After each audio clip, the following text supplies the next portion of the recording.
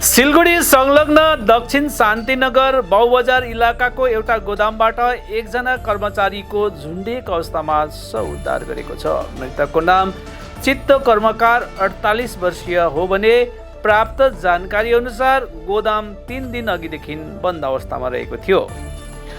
बुधबार बिहान गोदामका मालिक आएर हेर्दा तिनले आफ्नो कर्मचारीको शव झुन्डिरहेको अवस्थामा देखे। यसपछि घटनाबारे पुलिसलाई सूचना दिए।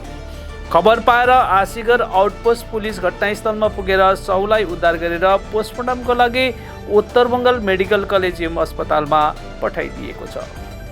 अर्कोतिर पुलिसले सम्पूर्ण मामिलाको जाँच सुरु गरेको छ।